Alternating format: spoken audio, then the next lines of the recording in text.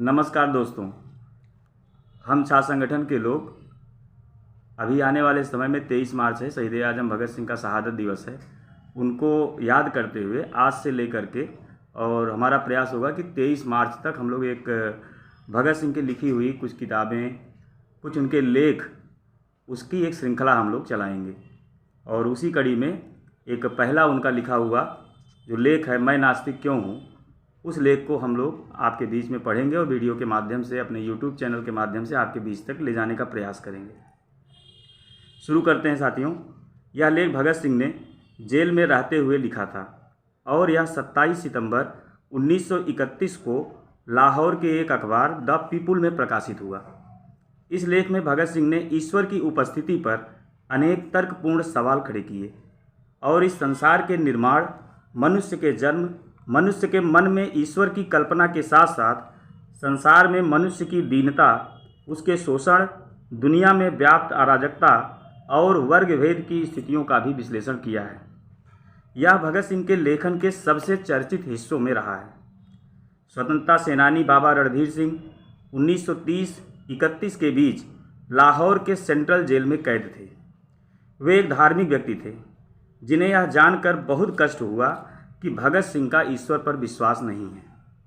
वे किसी तरह भगत सिंह की काल कोठरी में पहुंचने में सफल हुए और उन्हें ईश्वर के अस्तित्व पर यकीन दिलाने की कोशिश की। असफल होने पर बाबा ने नाराज होकर कहा, प्रसिद्धि से तुम्हारा दिमाग खराब हो गया है और तुम अहंकारी बन गए हो, जो कि एक काले पर्दे की तरह तुम्हारे और ईश्वर के बीच में खड़ी है। इस टिप्पणी के जवाब में ही भगत सिंह ने यह लेख लिखा है जो आपके बीच में प्रस्तुत है। एक नया प्रश्न उठ खड़ा हुआ है, क्या मैं किसी अहंकार के कारण सर्वशक्तिमान, सर्वव्यापी तथा सर्वज्ञानी ईश्वर के अस्तित्व पर विश्वास नहीं करता? मेरे कुछ दोस्त शायद ऐसा कहकर मैं उन पर बहुत अधिकार नहीं जमा रहा हूँ, मेरे साथ अपने थोड़े से संपर्क में इस निष्कर्ष पर पहुँचने के लिए उत्सुक हैं कि मैं ईश्वर के अस्तित्व को नकार कर कुछ ज़रूरत से ज़्यादा आगे जा रहा हूँ और मेरे घमंड ने कुछ हद तक मुझे इस अविश्वास के लिए उकसाया है। मैं ऐसी कोई सेखी नहीं बघारता कि मैं मानवीय कमजोरियों से बहुत ऊपर हूँ। मैं एक मनुष्य हूँ और इससे अधिक कुछ नहीं। कोई भी इससे अधिक होने का दावा नहीं कर सकता। यह कमजोरी मेरे अंदर भी है। अहंकार भी मेरे स्वभाव का अंग है। अपने कामरेडों के बीच मुझे निरंकुश कहा जाता था। यहाँ तक कि मेरे दोस्त श्री बटकेश्वर कुमार दत्त ने भी मुझे कभी कभी ऐसा कहा करते थे। कई मौक़ों पर स्वेच्छाचारी कहकर मेरी निंदा भी की गई। कुछ दोस्तों को शिकायत है और गंभीर रूप से है कि मैं अनचाहे ही अपने विचार उन पर थोपता हूँ और अपने प्रस्तावों को मनवा लेता हूँ। यह बात कुछ हद तक सही है, इससे मैं इनकार नहीं करता। इसे अहंकार कहा जा सकता है। जहाँ तक अन्य प्रचलित मतों के मुकाबले हमारे अपने मत का सवाल है, मुझे निश्चय ही अपने मत पर गर्व है, लेकिन यह व्यक्तिगत नहीं है। ऐसा हो सकता है कि यह केवल अपने विश्वास के प्रति न्यायोचित गर्व हो और इसको घमंड नहीं कहा जा सकता। घमंड तो स्वयं के प्रति अनुचित गर्व की अधिकता है। क्या यह अनुचित गर्व है जो मुझे नास्तिकता की ओर ले गया, अथवा इस विषय का खूब सावधानी से अध्ययन करने और उस पर खूब विचार करने के बाद मैंने ईश्वर पर अविश्वास किया? मैं यह समझने में पूरी तरह से असफल रहा हूँ कि अनुचित गर्व या वृथाभिमान किस तरह किसी व्यक्ति के ईश्वर में विश्वास करने के रास्ते में रोड़ा बन सकता है। किसी वास्तव में महान व्यक्ति की महानता को मैं मान्यता ना दूँ। यह तभी हो सकता है जब मुझे भी थोड़ा ऐसा यश प्राप्त हो गया हो जिसके या तो मैं योग्य नहीं हूँ या मेरे अंदर वे गुण नहीं हैं जो इसके लिए आवश्यक हैं।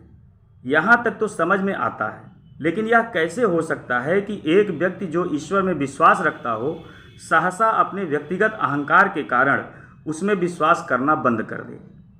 दो ही रास्ते संभव हैं। या तो मनुष्य अपने को ईश्वर का प्रतिद्वंदी समझने लगे या वह स्वयं को ही ईश्वर मानना शुरू कर दे। इन दोनों ही अवस्थाओं में वह सच्चा नास्तिक नहीं बन सकता। पहली अवस्था में तो वह अपने प्रतिद्वंदी के अस्तित्व को नकारता ही नहीं है और दूसरी अवस्था में भी वह एक ऐसी चेतना के अस्तित्व को मानता है जो पर्दे के पीछे से प्रकृति की सभी गतिविधियों का संचालन करती है। मैं तो उस सर्वशक्तिमान परम आत्मा के अस्तित्व से ही इनकार करता हूँ। यह अहंकार नहीं है जिसने मुझे नास्तिकता के सिद्धांत को ग्रहण करने के लिए प्रेरित किया। मैं ना तो एक प्रतिद्वंदी हूँ, ना ही एक अवतार और ना ही स्वयं परमात्मा। इस अभियोग को अस्वीकार करने के लिए आइए तथ्यों पर गौर करें। मेरे इन दोस्तों के अनुसार दिल्ली बम केस और लाहौर षड्यंत्र केस के दौरान मुझे जो अनावश्यक यश मिला, शायद उस कारण मैं वृथाभिमानी हो गया हूँ। मेरा नास्तिकतावाद कोई अभी हाल की उत्पत्ति नहीं है। मैंने तो ईश्वर पर विश्वास करना तब छोड़ दिया था जब मैं एक अप्रसिद्ध नौजवान था।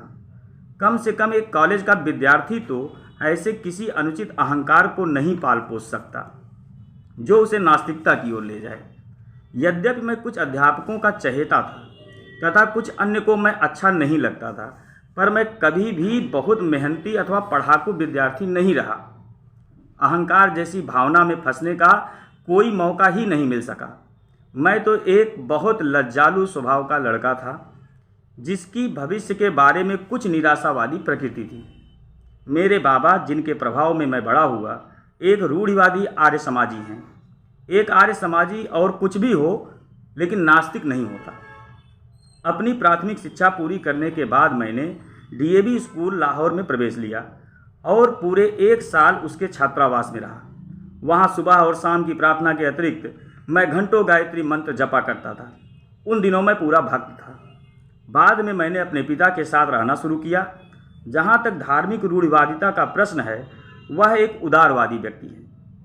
उन्हीं की शिक्षा से मुझे स्वतंत्रता के ध्येय के लिए अपने जीवन को समर्पित करने की प्रेरणा मिली। किंतु वे नास्तिक नहीं हैं। उनका ईश्वर में दृढ़ विश्वास है।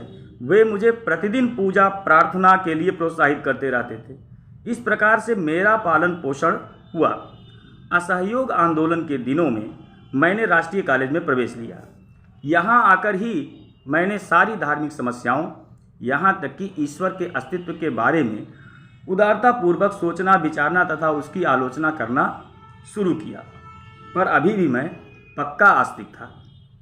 उस समय तक मैं अपने लंबे बाल रखता था। यद्यपि मुझे कभी भी सिख या अन्य धर्मों की पौराणिकताओं और सिद्धांतों में विश्वास नहीं हो सका था, किंतु मेरी ईश्वर के अस्तित्व में दृढ़ निष्ठा थी। बाद में मैं क्रांतिकारी पार्टी से जुड़ा।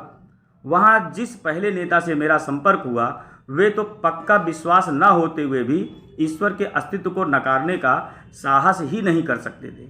ईश्वर के बारे में मेरे हठपूर्वक पूछते रहने पर वे कहते, जब इच्छा हो तब पूजा कर लिया करो। यह नास्तिकता है जिसमें साहस का अभाव है। दूसरे नेता जिनके मैं संपर्क में आया, पक्के श्रद्धालु आदरणीय कामरेड सचिंद्रनाथ सान्याल, आजकल काकोरी षड्यंत्र केस के सिलसिले में आजीवन कारावास भोग रहे हैं। उनकी पुस्तक बंदी जीवन में ईश्वर की महिमा का जोर शोर से गान है। उन्होंने उसमें ईश्वर के ऊपर प्रशंसा के पुष्प रहस्यात्मक वेदांत के कारण बरसाए हैं। 28 जनवरी 1925 को पूरे भारत में जब दी रिवोल्यूशनरी पर्चा बांटा गया था, वह उन्हीं के बौद्धिक श्रम का परिणाम है। उसमें सर्वशक्तिमान और उसकी लीला एवं कार्यों की प्रशंसा की गई है। मेरा ईश्वर के प्रति अविश्वास का भाव क्रांतिकारी दल में भी प्रस्फुटित नहीं हुआ था।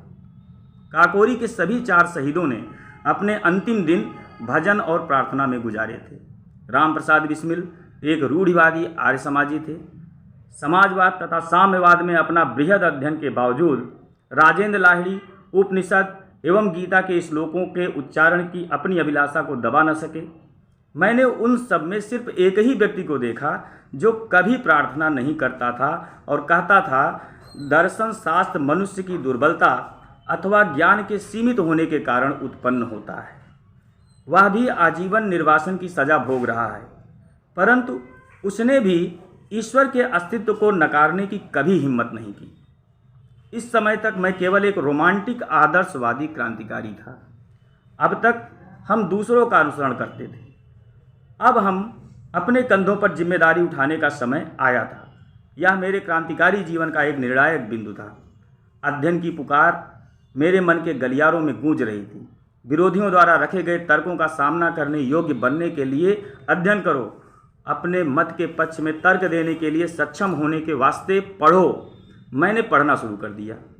इससे मेरे पुराने विचार व विश्वास अद्भुत रूप से परिष्कृत हुए। रोमांस की जगह गंभीर विचारों ने ले लिया। ना और अधिक रहस्यवाद, ना ही अंधविश्वास, यथार्थवाद हमारा आधार बना। मुझे विश्व क्रांति के अनेक आदर्शों के बारे में पढ़ने का खूब मौका मिला। मैंने अराजकतावादी नेता बाकुनिन को पढ़ा, कुछ साम्यवाद के पिता मार्क्स को पढ़ा, किंतु अधिक लेनिन, ट्रॉट्स्की व अन्य लोगों को पढ़ा जो अपने देश में सफलतापूर्वक क्रांति लाए थे। ये सभी नास्तिक थे। बाद में मुझे निर्लंब स्वामी की पुस्तक सहज ज्ञान मिली। इसमें रहस्यवादी नास्तिकता थी। 1926 के अंत तक मुझे इस बात का विश्वास हो गया कि एक सर्वशक्तिमान परम आत्मा की बात, जिसने ब्रह्मांड का सृजन, दिग्दर्शन और संचालन किया, एक कोरी बकवास है। मैंने अपने इस अविश्वास को प्रदर्शित किया। मैंने इस विषय पर अपने दोस्तों से बहस की। मैं एक घोषित नास्तिक हो चुका था। मई 1927 में मैं लाहौर में गिरफ्तार हुआ। रेलवे पुलिस हवालात में मुझे 1 महीना काटना पड़ा। पुलिस अफसरों ने मुझे बताया कि मैं लखनऊ में था जब वहाँ काकोरी दल का मुकदमा चल रहा था, कि मैंने उन्हें छुड़ाने की किसी योजना पर बात की थी, कि उनकी सहमति पाने के बाद हमने कुछ बम प्राप्त किए थे, कि 1927 में दशहरा के अवसर पर उन बमों में से एक परीक्षण के लिए भीड़ पर फेंका गया, कि यदि मैं क्रांतिकारी दल की गतिविधियों पर प्रकाश डालने वाला एक वक्तव्य दे दूं तो मुझे गिरफ्तार नहीं किया जाएगा। इसके विपरीत मुझे अदालत में मुखबिर की तरह पेश किए बगैर रिहा कर दिया जाएगा और इनाम भी दिया जाएगा। मैं इस प्रस्ताव पर हंसा। यह सब बेकार की बात थी। हम लोगों की भांति विचार रखने वाले अपनी निर्दोष जनता पर बम नहीं फेंका करते। एक दिन सुबह सीआईडी के वरिष्ठ अधीक्षक श्री न्यूमन ने कहा कि यदि मैंने वैसा वक्तव्य नहीं दिया तो वे मुझ पर काकोरी केस से संबंधित विद्रोह छेड़ने के षड्यंत्र तथा दशहरा उपद्रव में क्रूर हत्याओं के लिए मुकदमा चलाने पर बाध्य होंगे, और कि उनके पास मुझे सजा दिलाने व फांसी पर लटकाने के लिए उचित प्रमाण हैं। उसी दिन से कुछ पुलिस अफसरों ने मुझे नियम से दोनों समय ईश्वर की स्तुति करने के लिए फुसलाना शुरू कर दिया। पर अब मैं एक नास्तिक था। मैं स्वयं के लिए यह बात तय करना चाहता था कि क्या शांति और आनंद के दिनों में ही नास्तिक होने का दंभ भरता हूँ, या ऐसे कठिन समय में भी उन सिद्धांतों पर अडिग रह सकता हूँ। बहुत सोचने के बाद मैंने निश्चय किया कि किसी भी तरह ईश्वर पर विश्वास तथा प्रार्थना मैं नहीं कर सकता। नहीं, मैंने एक क्षण के लिए भी नहीं की। यही असली परीक्षण था और मैं सफल रहा। अब मैं एक पक्का अविश्वासी था और तब से लगातार हूँ। इस परीक्षण पर खरा उतरना आसान काम नहीं था। विश्वास कष्टों को हल्का करता है, यहाँ तक कि उन्हें सुखकर बना सकता है। ईश्वर में मनुष्य को अत्यधिक सांत्वना देने वाला एक आधार मिल सकता है। उसके बिना मनुष्य को अपने ऊपर निर्भर करना पड़ता है। तूफान और झंझावात के बीच अपने पांवों पर खड़ा रहना कोई बच्चों का खेल नहीं है। परीक्षा की इन घड़ियों में अहंकार यदि है तो भाव बनकर उड़ जाता है और मनुष्य अपने विश्वास को ठुकराने का साहस नहीं कर पाता। यदि ऐसा करता तो इससे यह निष्कर्ष निकलता है कि उसके पास सिर्फ अहंकार नहीं वरन कोई अन्य शक्ति है। आज बिल्कुल वैसी ही स्थिति है। निर्णय का पूरा पता है। 1 सप्ताह के अंदर ही यह घोषित हो जाएगा कि मैं अपना जीवन एक ध्येय पर न्यौछावर करने जा रहा हूँ। इस विचार के अतिरिक्त और क्या सांत्वना हो सकती है। ईश्वर में विश्वास रखने वाला हिंदू पुनर्जन्म पर राजा होने की आशा कर सकता है।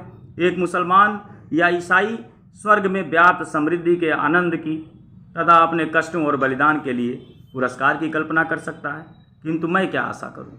मैं जानता हूं कि जिस क्षण रस्सी का फंदा मेरी गर्दन पर लगेगा और मेरे पैरों के नीचे से तख्ता हटेगा, वह पूर्ण विराम होगा, वह अंतिम क्षण होगा। मैं या तो मेरी आत्मा सब वहीं समाप्त हो जाएगी। आगे कुछ न रहेगा।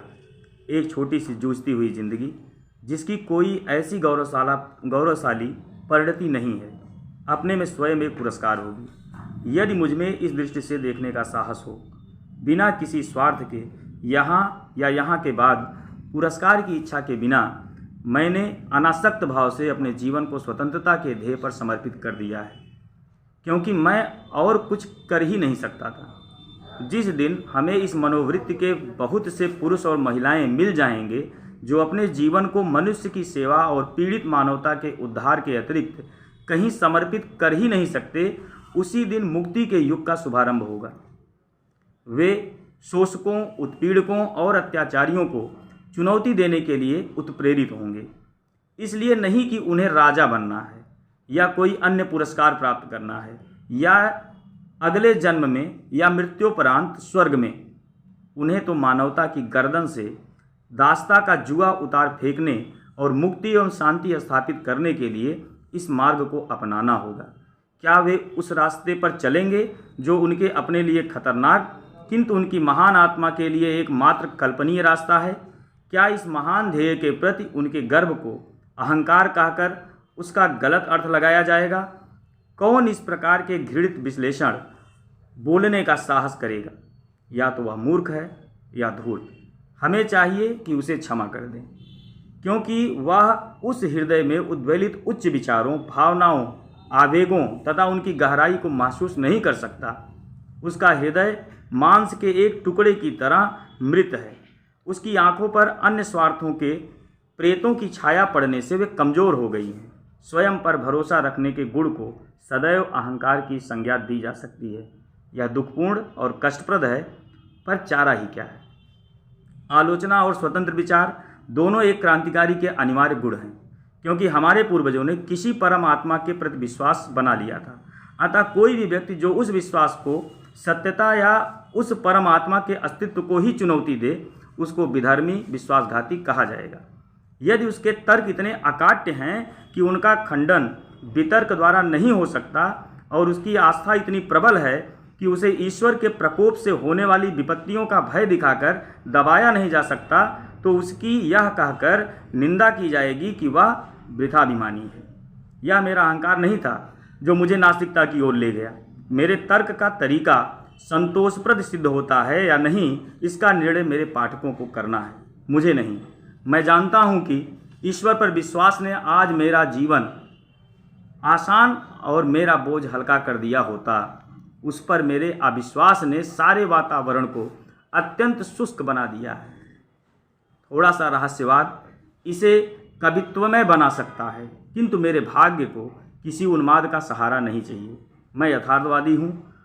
मुझे अंतः प्रकृति पर विवेक की सहायता से विजय चाहता हूँ। इस ध्येय में मैं सदैव सफल नहीं हुआ हूँ। प्रयास करना मनुष्य का कर्तव्य है। सफलता तो संयोग तथा वातावरण पर निर्भर है। कोई भी मनुष्य जिसमें तनिक भी विवेक शक्ति है, वह अपने वातावरण को तार्किक रूप से ही समझना चाहेगा। जहाँ सीधा प्रमाण नहीं है, वहाँ दर्शन शास्त्र का महत्व है। जब हमारे पूर्वजों ने फुर्सत के समय विश्व के रहस्य को, इसके भूत, वर्तमान और भविष्य को, इसके क्यों और कहाँ से को समझने का प्रयास किया, तो सीधे परिणामों के कठिन अभाव में हर व्यक्ति ने इन प्रश्नों को अपने ढंग से हल किया। यही कारण है कि विभिन्न धार्मिक मतों में हमको इतना अंतर मिलता है, जो कभी कभी वैमनस्य तथा झगड़े के रूप में ले लेता है। न केवल पूर्व और पश्चिम के दर्शनों में मतभेद है, बल्कि प्रत्येक गोलार्ध के अपने विभिन्न मतों में आपस में अंतर है। पूर्व के धर्मों में, इस्लाम तथा हिंदू धर्म में जरा भी अनुरूपता नहीं है। भारत में ही बौद्ध तथा जैन धर्म उस ब्राह्मणवाद से बहुत अलग है जिसमें स्वयं आर्य समाज व सनातन धर्म जैसे विरोधी मत पाए जाते हैं। पुराने समय का एक स्वतंत्र विचारक चार्वाक है। उसने ईश्वर को पुराने समय में ही चुनौती दी थी। हर व्यक्ति अपने को सही मानता है। दुर्भाग्य की बात है कि बजाय अपने पुराने विचारकों के अनुभवों तथा विचारों को भविष्य में अज्ञानता के विरुद्ध लड़ाई का आधार बनाने के, हम आलसियों की तरह जो हम सिद्ध हो चुके हैं, उनके कथन में अविचल एवं संशयहीन विश्वास की चीख पुकार करते रहते हैं और इस प्रकार मानवता के विकास को जड़ बनाने के दोषी हैं। सिर्फ विश्वास और अंधविश्वास खतरनाक है। यह मस्तिष्क को मूढ़ और मनुष्य को प्रतिक्रियावादी बना देता है। जो मनुष्य अपने को यथार्थवादी होने का दावा करता है, उसे समस्त प्राचीन रूढ़िगत विश्वासों को चुनौती देनी होगी। प्रचलित मतों को तर्क की कसौटी पर कसना होगा। यदि वे तर्क का प्रहार न सह सके तो टुकड़े टुकड़े होकर गिर पड़ेगा। तब नए दर्शन की स्थापना के लिए उनको पूरा धराशायी करके जगह साफ करना और पूरे विश्वासों की कुछ बातों का प्रयोग करके पुनर्निर्माण करना। मैं प्राचीन विश्वासों के ठोसपन पर प्रश्न करने के संबंध में आश्वस्त हूँ। मुझे पूरा विश्वास है कि एक चेतन परमात्मा का जो प्रकृति की गति का दिग्दर्शन एवं संचालन करता है कोई अस्तित्व नहीं है। हम प्रकृति में विश्वास करते हैं और समस्त प्रगतिशील आंदोलन का ध्येय मनुष्य द्वारा अपनी सेवा के लिए प्रकृति पर विजय प्राप्त करना मानते हैं। इसको दिशा देने के पीछे कोई चेतन शक्ति नहीं है। यही हमारा दर्शन है। हम आस्तिकों से कुछ प्रश्न करना चाहते हैं। यदि आपका विश्वास है कि एक सर्वशक्तिमान, सर्वव्यापक और सर्वज्ञानी ईश्वर है जिसने विश्व की रचना की, तो कृपा करके मुझे यह बताएं कि उसने यह रचना क्यों की। कष्टों और संतापों से पूर्ण दुनिया असंख्य दुखों के शाश्वत अनंत गठबंधनों से ग्रसित है। एक भी व्यक्ति तो पूरी तरह संतुष्ट नहीं है। कृपया यह ना कहें कि यही उसका नियम है। यदि वह किसी नियम से बंधा है तो वह सर्वशक्तिमान नहीं है, वह भी हमारी ही तरह नियमों का दास है। कृपा करके यह भी ना कहें कि यह उसका मनोरंजन है। नीरो ने बस एक रोम जलाया था। उसने बहुत थोड़ी संख्या में लोगों की हत्या की थी। उसने तो बहुत थोड़ा दुख पैदा किया अपने पूर्ण मनोरंजन के लिए। और उसका इतिहास में क्या स्थान है? उसे इतिहासकार किस नाम से बुलाते हैं? सभी विषैले विशेषण उस पर बरसाए जाते हैं। पन्ने उसकी निंदा के वाक्यों से काले पुते हैं, भर्त्सना करते हैं। नीरो एक हृदयहीन, निर्दयी, दुष्ट, एक चंगेज खां ने अपने आनंद के लिए कुछ हजार जानें ले ली और आज हम उसके नाम से भी घृणा करते हैं। तब किस प्रकार तुम अपने ईश्वर को न्यायोचित ठहराते हो? उस शाश्वत नीरो को जो हर दिन, हर घंटे और हर मिनट असंख्य दुख देता रहा और अभी भी दे रहा है, फिर तुम कैसे उसके दुष्कर्मों का पक्ष लेने की बात सोचते हो, जो चंगेज खां से प्रत्येक क्षण अधिक है? क्या यह सब बाद में इन निर्दोष कष्ट सहने वालों को पुरस्कार और गलती करने वालों को दंड देने के लिए हो रहा है? ठीक है, ठीक है। तुम कब तक उस व्यक्ति को उचित ठहराते रहोगे जो हमारे शरीर पर घाव करने का साहस इसलिए करता है कि बाद में मुलायम और आरामदायक मलहम लगाया जाएगा? ग्लैडिएटर संस्था के व्यवस्थापक कहाँ तक उचित करते थे कि एक भूखे खूंखार शेर के सामने मनुष्य को फेंक दो। यदि वह उससे जान बचा लेता तो उसकी खूब देखभाल की जाएगी। इसलिए मैं पूछता हूँ कि उस चेतन परमात्मा ने इस विश्व और उसमें मनुष्यों की रचना क्यों की? आनंद लूटने के लिए? तब उसमें और नीरो में क्या फ़र्क है? तुम मुसलमानों और ईसाइयों, तुम तो पूर्व जन्म में विश्वास नहीं करते। तुम तो हिंदुओं की तरह यह तर्क पेश नहीं कर सकते कि प्रत्यक्षतः निर्दोष व्यक्तियों के कष्ट उनके पुनर्जन्म के कर्मों का फल है। मैं तुमसे पूछता हूँ कि उस सर्वशक्तिशाली ने शब्द द्वारा विश्व के उत्पत्ति के लिए 6 दिन तक क्यों परिश्रम किया और प्रत्येक दिन वह क्यों कहता है कि सब ठीक है? बुलाओ उसे आज, उसे पिछला इतिहास दिखाओ, उसे आज की परिस्थितियों का अध्ययन करने दो। हम देखेंगे कि क्या वह कहने का साहस करता है कि सब ठीक है। कारावास की काल कोठरियों से लेकर झोपड़ियों की बस्तियों तक, भूख से तड़पते लाखों इंसानों से लेकर उन शोषित मजदूरों से लेकर जो पूंजीवादी पिशाच द्वारा खून चूसने की क्रिया को धैर्यपूर्वक निरुत्साह से देख रहे हैं तथा उस मानव शक्ति की बर्बादी देख रहे हैं जिसे देखकर कोई भी व्यक्ति जिसे तनिक भी सहज ज्ञान है भय से सिहर उठेगा और अधिक उत्पादन को जरूरतमंद लोगों में बांटने के बजाय समुद्र में फेंक देना बेहतर समझने से लेकर राजाओं के उन महलों तक जिनकी नींव मानव की हड्डियों पर पड़ी हैं, उसको यह सब देखने दो और फिर कहे कि सब कुछ ठीक है। क्यों और कहाँ से? यही मेरा प्रश्न है। तुम चुप हो? ठीक है, तो मैं आगे चलता हूँ।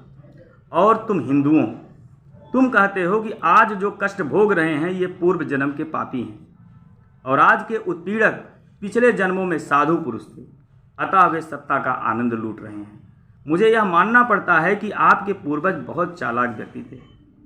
उन्होंने ऐसे सिद्धांत गढ़े जिनमें तर्क और अविश्वास के सभी प्रयासों को विफल करने की ताकत काफ़ी है।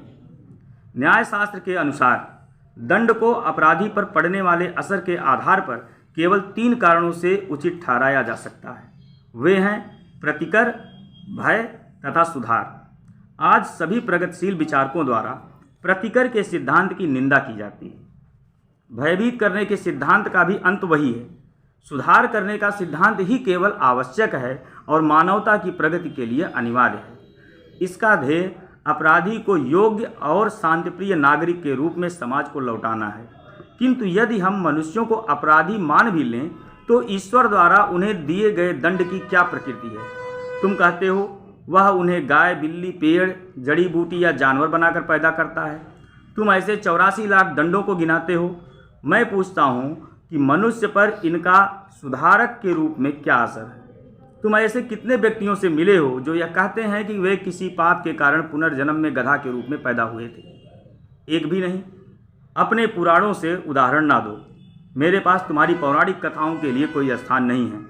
और फिर क्या तुम्हें पता है कि दुनिया में सबसे बड़ा पाप गरीब होना है? गरीबी एक अभिशाप है, यह एक दंड है। मैं पूछता हूँ कि दंड प्रक्रिया की कहाँ तक प्रशंसा करें, जो अनिवार्यतः मनुष्य को और अधिक अपराध करने के लिए बाध्य करे। क्या तुम्हारे ईश्वर ने यह नहीं सोचा था, या उसको भी ये सारी बातें मानवता द्वारा अकथनीय कष्टों के झेलने की कीमत पर अनुभव से सीखनी थी? तुम क्या सोचते हो, किसी गरीब या अनपढ़ परिवार जैसे एक चमार या मेहतर के यहाँ पैदा होने पर इंसान का क्या भाग्य होगा? क्योंकि वह गरीब है इसलिए पढ़ाई नहीं कर सकता, वह अपने साथियों से तिरस्कृत एवं परित्यक्त रहता है, जो ऊंची जाति में पैदा होने के कारण अपने को ऊंचा समझते हैं। उसका अज्ञान, उसकी गरीबी तथा उससे किया गया व्यवहार उसके हृदय को समाज के प्रति निष्ठुर बना देते हैं। यदि वह कोई पाप करता है तो उसका फल कौन भोगेगा? ईश्वर, वह स्वयं या समाज के मनीषी? और उन लोगों के दंड के बारे में क्या होगा जिन्हें दंभी ब्राह्मणों ने जानबूझकर अज्ञानी बनाए रखा तथा जिनको तुम्हारी ज्ञान की पवित्र पुस्तकों, वेदों के कुछ वाक्य सुन लेने के कारण कान में पिघले शीशे की धारा सहन करने की सजा भुगतनी पड़ती थी? यदि वे कोई अपराध करते हैं तो उसके लिए कौन जिम्मेदार होगा और उनका प्रहार कौन सहेगा? मेरे प्रिय दोस्तों, ये सिद्धांत विशेषाधिकार युक्त लोगों के आविष्कार हैं। ये अपनी हथियाई हुई शक्ति, पूंजी तथा उच्चता को इन सिद्धांतों के आधार पर सही ठहराते हैं। अपटान सिंक्लेयर ने लिखा था कि मनुष्य को बस अमरत्व में विश्वास दिला दो और उसके बाद उसकी सारी संपत्ति लूट लो, वह बगैर बड़बड़ाए इस कार्य में तुम्हारी सहायता करेगा। धर्म के उपदेशकों तथा सत्ता के स्वामियों के गठबंधन से ही जेल, फांसी, कोड़े और ये सिद्धांत उपजते हैं। मैं पूछता हूँ, तुम्हारा सर्वशक्तिमान ईश्वर हर व्यक्ति को क्यों नहीं उस समय रोकता है जब वह कोई पाप या अपराध कर रहा होता है? यह तो वह बहुत आसानी से कर सकता है। उसने क्यों नहीं लड़ाकू राजाओं की लड़ने की उग्रता को समाप्त किया और इस प्रकार विश्व युद्ध द्वारा मानवता पर पड़ने वाली विपत्तियों से उसे बचाया? उसने अंग्रेजों के मस्तिष्क में भारत को मुक्त कर देने की भावना क्यों नहीं पैदा की? वह क्यों नहीं पूंजीपतियों के हृदय में यह परोपकारी उत्साह भर देता कि वे उत्पादन के साधनों पर अपना व्यक्तिगत संपत्ति का अधिकार त्याग दें और इस प्रकार केवल संपूर्ण श्रमिक समुदाय वरन समस्त मानव समाज को पूंजीवादी बेड़ियों से मुक्त करें? आप समाजवाद की व्यवहारिकता पर तर्क करना चाहते हैं? मैं इसे आपके सर्वशक्तिमान पर छोड़ देता हूं कि वह लागू करे। जहां तक सामान्य भलाई की बात है, लोग समाजवाद के गुणों को मानते हैं, वे इसके व्यवहारिक न होने का बहाना लेकर इसका विरोध करते हैं। परमात्मा को आने दो और वह चीज़ को सही तरीके से कर दे। अंग्रेजों की हुकूमत यहाँ इसलिए नहीं है कि ईश्वर चाहता है, बल्कि इसलिए है कि उनके पास ताकत है और हम में उनका विरोध करने की हिम्मत नहीं। वे हमको अपने प्रभुत्व में ईश्वर की मदद से नहीं रखे हैं, बल्कि बंदूकों, राइफलों और बम और गोलियों, पुलिस और सेना के सहारे। यह हमारी उदासीनता है कि वे समाज के विरुद्ध सबसे निंदनीय अपराध, एक राष्ट्र का दूसरे राष्ट्र द्वारा अत्याचार, पूर्ण शोषण सफलतापूर्वक कर रहे हैं। कहाँ है ईश्वर? क्या वह मनुष्य जाति के इन कष्टों का मजा ले रहा है? एक नीरो, एक चंगेज, उसका नाश हो। क्या तुम मुझसे पूछते हो कि मैं इस विश्व की उत्पत्ति तथा मानव की उत्पत्ति की व्याख्या कैसे करता हूँ? ठीक है, मैं तुम्हें बताता हूँ। चार्ल्स डार्विन ने इस विषय पर कुछ प्रकाश डालने की कोशिश की। उसे पढ़ो। यह एक प्रकृति की घटना है। विभिन्न पदार्थों के निहारिका के आकार में आकस्मिक मिश्रण से पृथ्वी बनी। कब? इतिहास देखो। इसी प्रकार की घटना से जंतु पैदा हुए और एक लंबे दौर में मानव। डार्विन की जीव की उत्पत्ति पढ़ो और तदुपरांत सारा विकास मनुष्य द्वारा प्रकृति के लगातार विरोध और उस पर विजय प्राप्त करने की चेष्टा से हुआ। यह इस घटना की संभवतः सबसे सूक्ष्म व्याख्या है। तुम्हारा दूसरा तर्क यह हो सकता है कि क्यों एक बच्चा अंधा या लंगड़ा पैदा होता है? क्या यह उसके पुनर्जन्म में किए गए कार्यों का फल नहीं है? जीव विज्ञान वेत्ताओं ने इस समस्या का वैज्ञानिक समाधान निकाल लिया है। आवश्यक ही तुम एक और बचकाना प्रश्न पूछ सकते हो, यदि ईश्वर नहीं है तो लोग उसमें विश्वास क्यों करने लगे? मेरा उत्तर सूक्ष्म तथा स्पष्ट है। जिस प्रकार वे प्रेतों तथा दुष्ट आत्माओं में विश्वास करने लगे, अंतर केवल इतना है कि ईश्वर में विश्वास विश्वव्यापी है और दर्शन अत्यंत विकसित। इसकी उत्पत्ति का श्रेय उन शोषकों की प्रतिभा को है जो परमात्मा के अस्तित्व को उपदेश देकर लोगों को अपने प्रभुत्व में रखना चाहते थे तथा उनसे अपनी विशिष्ट स्थिति का अधिकार एवं अनुमोदन चाहते थे। सभी धर्म, संप्रदाय, पंथ और ऐसी अन्य संस्थाएं अंत में निर्दयी और शोषक संस्थाओं, व्यक्तियों तथा वर्गों की समर्थक हो जाती हैं। राजा के विरुद्ध हर विद्रोह हर धर्म में सदैव हुई पाप रहा है। मनुष्य की सीमाओं को पहचानने पर, उसकी दुर्बलता व दोष को समझने के बाद, परीक्षा की घड़ियों में मनुष्य को बहादुरी से सामना करने के लिए उत्साहित करने, सभी खतरों को पुरुषत्व के साथ झेलने तथा संपन्नता एवं ऐश्वर्य में उसके विस्फोट को बांधने के लिए ईश्वर के काल्पनिक अस्तित्व की रचना हुई। अपने व्यक्तिगत नियमों तथा अभिभावकीय उदारता से पूर्ण ईश्वर की बढ़ा चढ़ाकर कल्पना एवं चित्रण किया गया। जब उसकी उग्रता तथा व्यक्तिगत नियमों की चर्चा होती है तो उसका उपयोग एक भय दिखाने वाले के रूप में किया जाता है ताकि कोई मनुष्य समाज के लिए खतरा न बन जाए। जब उसके अभिभावक गुणों की व्याख्या होती है तो उसका उपयोग एक पिता, माता, भाई, बहन, दोस्त तथा सहायक की तरह किया जाता है।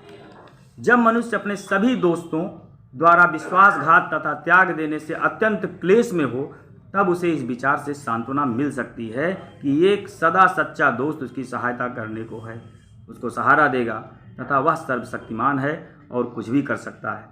वास्तव में आदिम काल में यह समाज के लिए उपयोगी था। पीड़ा में पड़े मनुष्य के लिए ईश्वर की कल्पना उपयोगी होती है। समाज को इस विश्वास के विरुद्ध लड़ना होगा। मनुष्य जब अपने पैरों पर खड़ा होने का प्रयास करता है तथा यथार्थवादी बन जाता है, तब उसे श्रद्धा को एक ओर फेंक देना चाहिए और उन सभी कष्टों, परेशानियों का पुरुषत्व के साथ सामना करना चाहिए जिनमें परिस्थितियां उसे पटक सकती हैं। यही आज मेरी स्थिति है। यह मेरा अहंकार नहीं है मेरे दोस्त, यह मेरे सोचने का तरीका है जिसने मुझे नास्तिक बनाया है।